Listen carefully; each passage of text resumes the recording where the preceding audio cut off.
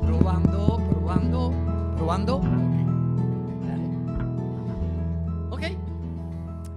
I got one more story for you. Lección número 3. This last one is about the greatest of all the Trinity, okay? Love. There are 3 kinds of that too. Platonic, carnal, and spiritual. I'm going to talk a little bit about the third one, the spiritual, in this rule of 3. It's Mother's Day. My mother is 95, and we are living together.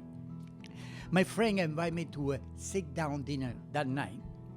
So that afternoon, before I left for an audition, I told my mother, be ready so that when I return, we can quickly leave for dinner, okay? Instead, she started watching her favorite movie, Titanic. So, of course, she wasn't ready, and I had to help her to get dressed. Before we left, she added her final touch. A pair of dark glasses like the one Cipriana will wear, a dark Terminator glasses. My mother was extra before I ever was. She said they hide her wrinkle. Ma, you will need a veil for that. She didn't like that joke. Finally, we were in the car, and as she was looking out of the window, and her head was going like this, as she looking out, I said, Ma, what are you doing?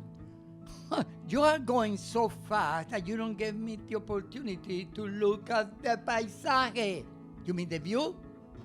She hadn't even finished to say that when the light of the police car appeared in the rear view mirror.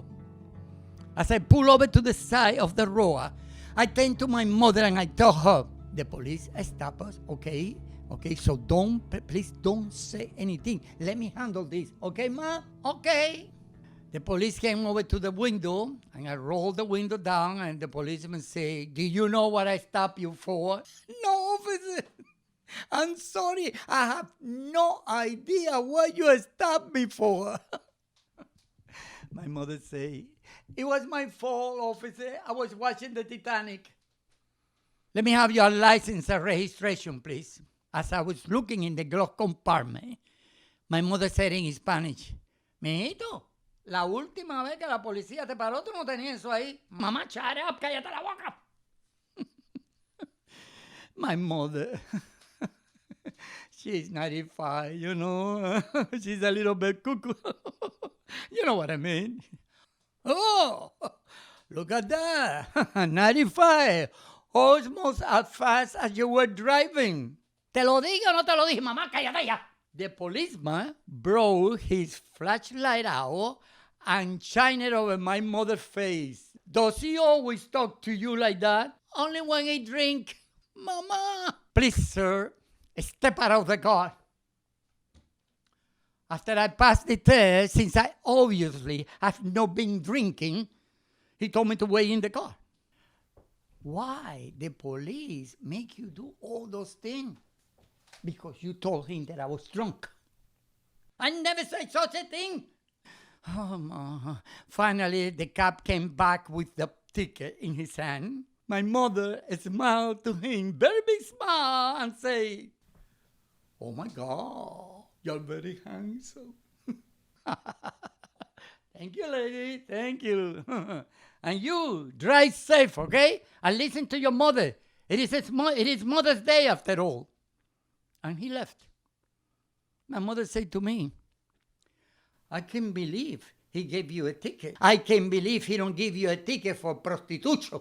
Well, Ma, maybe we'll make it before dessert. But before I drive even a mile, pop! A flat tire.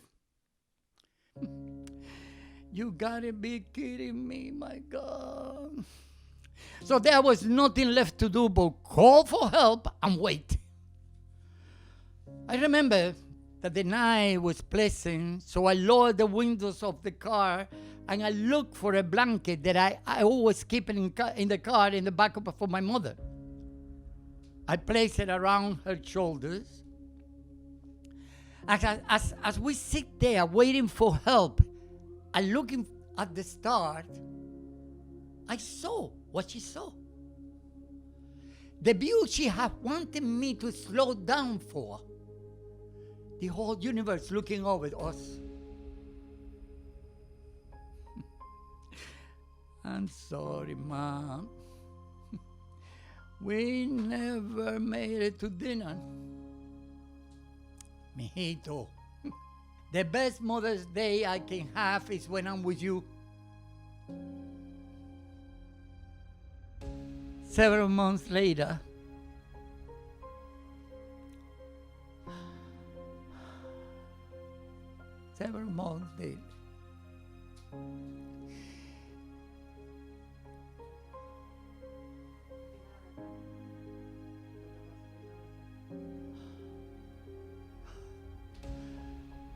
varios meses después,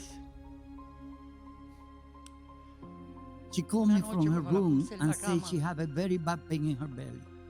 I immediately called 911. When we got to the hospital, they told us she had an intestinal obstruction and that she has to stay at the hospital. I stayed by her side while they gave her drugs to relieve the pain. The next morning, the doctor pulled me aside and gave me some bad news. There were 3 options. My rule of 3, even here. Number 1, surgery was an option, but not really. She was too old and it would kill her. Number 2, or put a tooth through her mouth that would have pushed out the obstruction. Number 3, or give her morphine until she died. I didn't know what to do. No one could help me. No my friends, not even the doctor themselves. This was on me. I went to her bedside with tears in my eye trying to find the answer. All I wanted was for her to tell me which way to go. Maybe something in her eye could tell me, but nothing. At that moment, I decided to put the tooth in her mouth because it was the least dangerous. They took her away and I sat in the waiting room. Pretty soon after that, a nun appeared next to me. I thought she was there to pray with me so that everything will work out okay. But then I saw 3 doctors rolling a bed with my mother on it, and the doctor called me to follow them into the intensive care unit. When we stopped moving, I could see my mother better. All those 2 all over her mouth. When I looked at the monitor she was hooked up to, it has stopped. Everything has stopped. For the first time in my life, I felt truly alone, lost, aimless. Did I kill her? For days, I cried desperately, asking my mother for forgiveness for my stupid decision. Then, on one of my many sleepless nights, which I spent crying and feeling guilty, I saw a light near my bed start going on and off, on and off, and off. It was so annoying. So I got out of bed to see what was going on. I walked over to it, and I saw that it was coming from a frame I have which holds a picture of my mother. And when I reached out about to touch it, the light stopped flickering on its own. After that, the light just stayed on, steady. In that moment, I knew it was my mother speaking to me. She came to tell me, calm down, I'm fine, mijito. That's how I found peace. Ever since that magical night, whenever I feel alone, I go out to the balcony and look at the stars.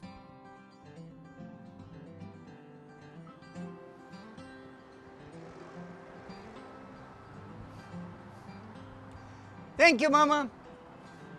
I love this country. I love Thanksgiving. And I love you. And I love you too. Beat me up, Scotty. Scotty. Scotty! ¿Qué pasa él? Well, I guess it's not ready for the jelly bean.